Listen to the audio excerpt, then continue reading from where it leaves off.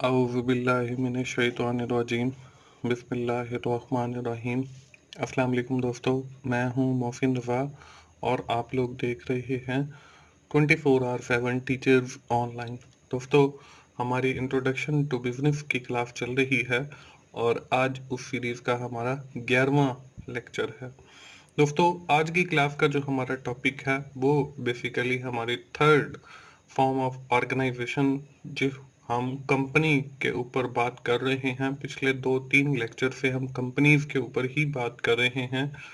आज भी हम कंपनी के टॉपिक को कंटिन्यू रखेंगे और देखेंगे कि एक कंपनी में कैपिटल कैसे रेज किया जाता है और इसकी कितनी अक़साम है।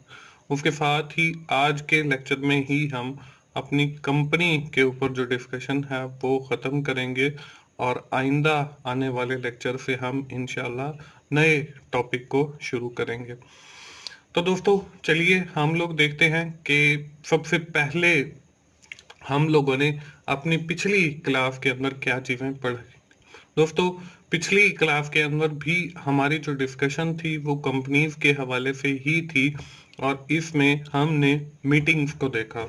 हमने ये भी देखा कि एक कंपनी में कितनी किस्म की मीटिंग्स हेल्ड होती हैं और कौन कौन से उनके सेक्शन या सब सेक्शन हैं according to the companies ordinance 1984।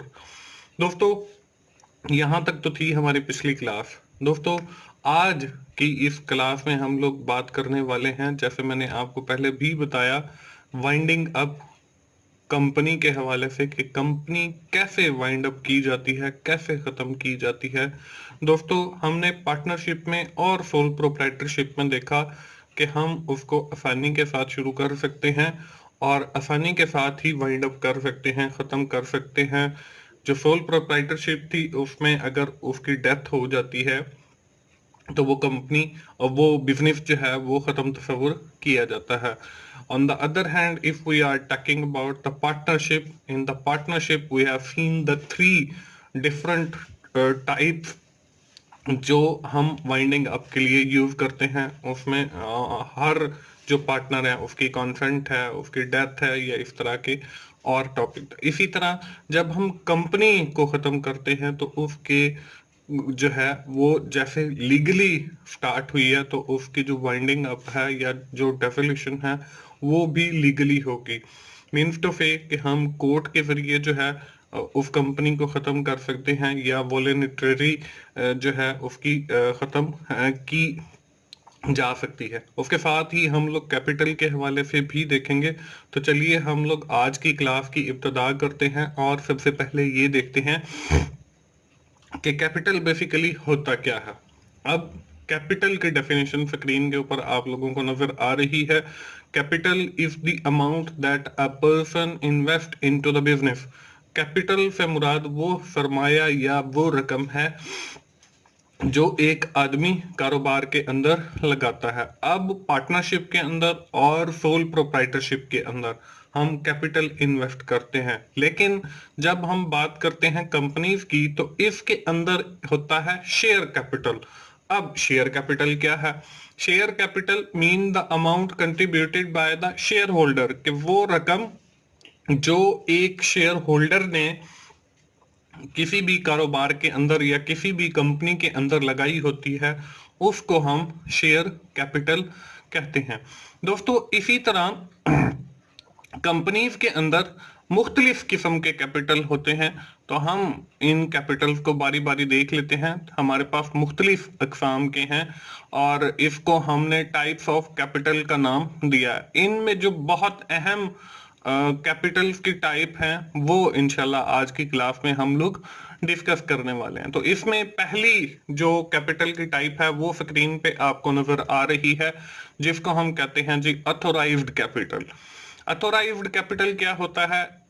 Authorised capital से मुराद ऐसा कैपिटल है जिसके तहत कंपनी रजिस्टर की जाती है। मीन्स टू से के security exchange commission of Pakistan authorised a company to start their business with the 10 million rupees। तो अब ये जो 10 million rupees है that is the authorized capital of the company। तो हम कह सकते हैं किसी भी कंपनी को शुरू करने के लिए security exchange commission of Pakistan जो है उसको अथोराइज्ड करता है एक अमाउंट से। तो उस अमाउंट को जो है हम अथोराइज्ड कैपिटल कहते हैं, जिस से ज्यादा जो है वो कंपनी उससे ज्यादा कैपिटल रेज नहीं कर सकती, उससे ज्यादा किसी भी बिजनेस के अंदर इन्वेस्ट नहीं कर सकती। इसके बाद सेकंड कैटेगरी आती है जी कैपिटल की, वो है इशूड शेयर कैपिटल। अब इशूड शेयर कैपिटल से क्या मुराद है? अब देखें, अथोराइज्ड कैपिटल ये है कि एक कंपनी को जो है रजिस्टर आर ऑफिस से 10 मिलियन से जो है वो अथोराइज्ड किया गया है कि 10 मिलियन जो है वो रेज कर सकते हैं। अब जितने शेयर कंपनी ने पब्लिक को इशू किए, इनको हम इशूड शेयर कहते हैं। अब देखें, कंपनी का जो अथोराइज्ड कैपिटल है दैट इज 10 मिलियन रुपीज, और कंपनी ने जो है वो 6 मिलियन रुपीज के शेयर इशू किए हैं टू द जनरल पब्लिक। तो हमारा जो इशूड शेयर कैपिटल है दैट इज 6 मिलियन रुपीज। तो ये हमारा इशूड शेयर कैपिटल हो गया। इसके बाद है अन इशूड शेयर कैपिटल। अब अन इशूड शेयर कैपिटल से मुराद क्या है?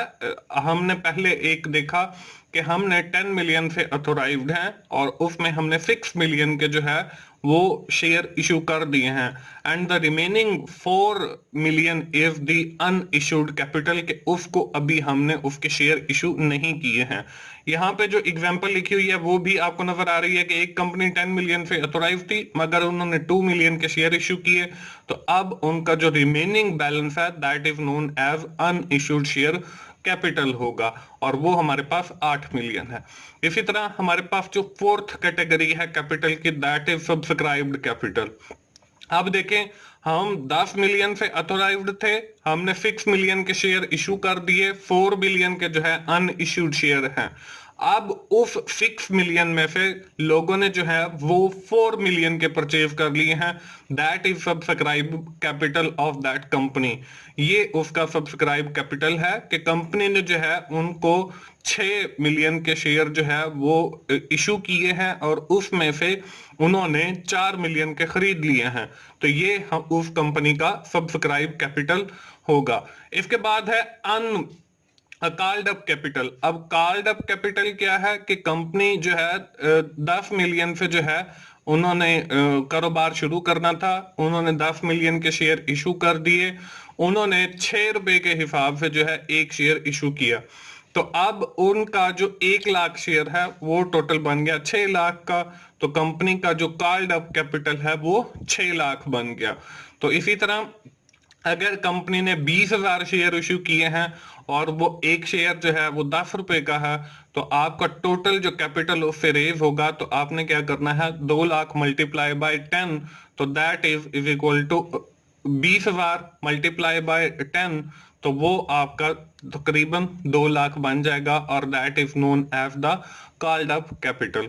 इसके बाद अगला जो कैपिटल है वो दोस्तों हमारे पास है जी अनकॉल्ड अप कैपिटल। अब अनकॉल्ड अप कैपिटल से क्या मुराद है कि अब कंपनी ने कॉल्ड अप कैपिटल के अंदर हमने एग्जांपल देखी 20,000 शेयर की, और 20,000 शेयर को हम लेट्स सपोज कह देते हैं कि जी 6 रुपीज से हमने इशू किए हैं, तो ये हमारे पास टोटल जो है वो 1,20,000 बन जाएगा। तो बाकी के जो है अब एक शेयर जो है वो 10 रुपए का है, तो बाकी हमारे पास 4 रुपए बच गए, तो बाकी हमने 20,000 शेयर इशू किए हैं, तो हमारे पास जो टोटल उसका बनेगा वो 80,000 बनेगा, तो 80,000 जो है वो हमारा अनकॉल्ड अप कैपिटल है।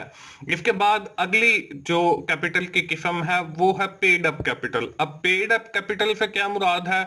इससे मुराद वो कैपिटल है जो कंपनी शेयर होल्डर से रिसीव करती है, अगर कोई बकाया रह जाए तो इसको कॉल अनपेड कहते हैं। अब पेड अब वही हो गया कि हमने जो है वो 1 लाख शेयर इशू किए हैं, तो अगर वो 10 लाख के हैं, 10 रुपए का एक है, तो हमने जो है जितनी अमाउंट उनसे 10 मिलियन इकट्ठी की है तो वो हमारा पेड अप कैपिटल है, और 10 मिलियन में से अगर हमारे पास 8 मिलियन आ गई हैं तो बाकी की जो रकम रह गई है 2 मिलियन, वो हमारा अनपेड अप कैपिटल हो जाएगा।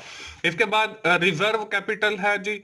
रिजर्व कैपिटल से क्या मुराद है? इससे मुराद वो सरमाया है जो कंपनी अपने पास सेव करके रख लेती है किसी भी नागहानी सूरत हाल के लिए, कि कंपनी को आग लग गई तो कंपनी अब वापस कैसे रिकवर करेगी, या वल्वला आ गया, कंपनी जो है वो नुकसान में चली गई, उसकी काफी चीजें जो है वो नुकसान हो गया है, तो वो कैसे नुकसान पूरा करेगी, तो वो उनके पास जो रिजर्व कैपिटल पड़ा होता है वो उससे अपना सारा नुकसान पूरा करती है। तो ये दोस्तों हमारे पास मुख्तलिफ अकसाम हैं कैपिटल की। ये जो भी कंपनी शुरू होती है तो उसके अंदर ये सारे किस्म के कैपिटल एग्जिस्ट करते हैं। दोस्तों कैपिटल के बाद अब जो अगली बारी आती है वो है वाइंडिंग अप की, क्योंकि हम लोग शुरू से पढ़ते आ रहे हैं और पिछले ऑलमोस्ट हमारे ये आज 11वां लेक्चर है, हमारे जो 8 से 10 लेक्चर हैं वो इसी चीज के ऊपर गुजरे हैं। हमने मुख्तलिफ फॉर्म ऑफ ऑर्गेनाइजेशन के बारे में पढ़ा है और उसमें आखिर में हम लोग ये कंपनी के बारे में पढ़ रहे हैं। तो कंपनी को हम विद इन डिटेल देख रहे हैं, तो आज ही हम इंशाल्लाह कंपनी को खत्म कर देंगे और इससे अगली क्लास के अंदर हम एक नई डिस्कशन शुरू करेंगे। तो वाइंडिंग अप कंपनी है कि कंपनी कैसे खत्म की जाती है। There are two ways available to wind up a company. हमारे पास दो किस्म के तरीके अवेलेबल हैं। उसमें पहला जो है बाय कोर्ट से है, किसी भी अदालत के हुक्म पे कंपनी को खत्म किया जा सकता है। And the second way is the by voluntary. अब किसी मेंबर के जरिए या किसी क्रेडिटर के जरिए भी इस कंपनी को खत्म किया जा सकता है। हम बारी बारी इनको विद इन डिटेल भी देख लेते हैं कि कोर्ट का क्या प्रोसीजर है किसी भी कंपनी को वाइंड अप करने के लिए। इसमें पहला जो पॉइंट है वो ये है comments of winding up by court, के जब आपकी कोर्ट के जरिए जो है वो वाइंडिंग अप होनी है तो उसका जो प्रोसेस शुरू होगा वो शुरू होगा जब अदालत के अंदर उसकी केस की फाइल की जाती है कि हम जो है कंपनी को बंद करना चाह रहे हैं। उसकी पूरी एक फाइल तैयार की जाती है और वो किसी भी कोर्ट के अंदर दायर की जाती है। उसके बाद है उसकी हेयरिंग स्टार्ट हो जाती है। वो जो हमने फाइल वहां पे पुट की है, hearing of winding up petition, और कंपनी जो अदालत है वो उस कंपनी ने जो फाइल वहां पे की है उसकी हेयरिंग करती है और फिर उसका एक बेंच होता है जिसमें दो जजेस होते हैं जो उसकी हेयरिंग समाप्त करते हैं। इसके बाद जो है कोर्ट में ग्रांट इंजेक्शन, और कोई और अदालत है, किसी और अदालत के अंदर उस कंपनी के हवाले से कोई कार्रवाई चल रही है, तो वो जो बेंच है जो आपकी वाइंडिंग अप कंपनी की जो फाइल है उसकी हियरिंग कर रहा है, तो वो उस सूरत में उसको जो है वो स्टे भी दे सकते हैं, उसकी कार्रवाई रोक भी सकते हैं जो किसी और अदालत के अंदर चल रही है। इसी तरह आपके पास जो फोर्थ है वो है नोटिस टू द रजिस्ट्रार। अब जब अदालत की कार्रवाई कंप्लीट हो जाती है उसके बाद वो जो है रजिस्ट्रार ऑफ कंपनीज को, मतलब हमारा जो रजिस्ट्रार ऑफिस है वो वही है जहां से कंपनीज रजिस्टर की जाती हैं, उनको एक भी नोटिस करते हैं। अब जब उनको नोटिस पहुंचता है तो वो नोटिस को एक तो डायरी करते हैं और फिर उसके बाद एक नोटिफिकेशन जारी कर देते हैं about the winding of the company. अब जब कंपनी को वो नोटिफिकेशन मिलता है तो उसके साथ ही जो कंपनी है उसकी जो एग्जिस्टेंस है वो खत्म तस्वुर की जाती है, और उसके बाद जो कंपनी है वो डिसॉल्व हो सकती है और उसकी जो डेवोल्यूशन की कॉपी है वो भी रजिस्ट्रार को वो सेंड करेगी। और अगर नहीं करती है तो वो मतलब एक स्पेसिफिक पीरियड गुजरने के बाद 100 रुपया फी योमिया के हिसाब से रजिस्ट्रार ऑफिस जो है वो फाइन भी उसके साथ कलेक्ट करता है अगर कोई कंपनी जो है ऐसे ही बंद करके और उसकी कॉपी जो है उसको सेंड नहीं करता।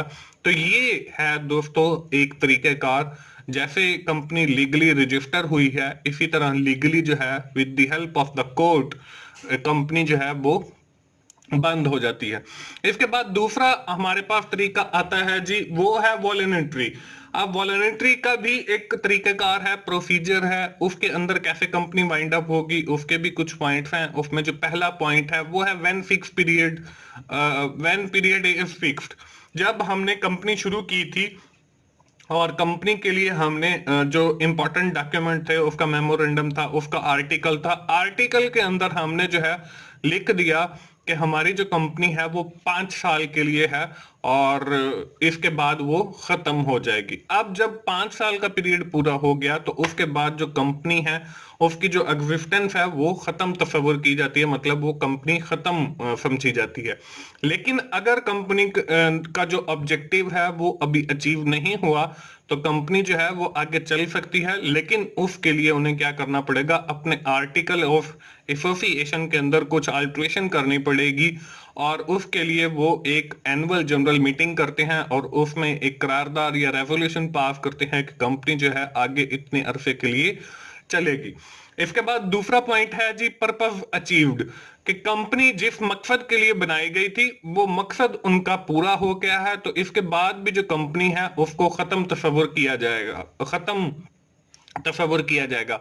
अब बाद में भी कोई सिचुएशन बन सकती है, ऑब्जेक्टिव अचीव हो गया है लेकिन the company shareholder wants to run their business continuously, तो वो फिर क्या करेंगे, एनुअल जनरल मीटिंग कॉल करेंगे और उसके अंदर वही एक करारदाद पास की जाएगी कि कंपनी जो है आगे इतने अरसे के लिए चलती रहेगी। इसके बाद तीसरा है जी ऑपरेशन ऑफ द कंपनी। जब कंपनी डिसॉल्व की जाती है तो उस सूरत में जो उसके जो ऑपरेशन है वो चलते रहते हैं। उससे मुराद क्या है कि कंपनी ने अगर किसी से कोई पैसे लेने हैं तो वो उनसे वो पैसे वसूल कर सकती है। इसी तरह अगर कंपनी ने किसी की अदायगी करनी है पैसों की तो वो भी कर सकती है। तो मतलब ये कि जब कंपनी डिसॉल्व होती है या वाइंडिंग अप होती है तो उसके जो ऑपरेशन है वो कुछ अरसे के लिए चलते रहते हैं। तो दोस्तों ये हमारे पास दो तरीके हैं कंपनी को वाइंड अप करने के, कंपनी को खत्म करने के। उसमें एक बाय कोर्ट है, अदालत के जरिए कंपनी को खत्म किया जा सकता है, और दूसरा तरीकेकार जो है वो बाय वॉलंटरी है। इसमें आपके पास मुख्तलिफ जो है वो पॉइंट्स हैं जिसमें आपका पीरियड फिक्स है, पर्पस अचीव अगर हो गया है कंपनी का तो तब भी ये कंपनीज खत्म की जा सकती हैं, और लीगली यही दो तरीकेकार हैं। और फिर इसकी जब कंपनी डिसॉल्व होती है तो उसकी कॉपी फिर रजिस्ट्रार ऑफिस को भिजवा दी जाती है और उसके बाद कंपनी के कुछ जो ऑपरेशंस हैं वो चलते रहते हैं। उसमें पैसों की अदायगी है, पैसों की वसूली है, इस तरह के ऑपरेशन हो सकते हैं। तो दोस्तों ये हैं वो दो तरीकेकार जिनसे किसी कंपनी को बंद किया जा सकता है लीगली।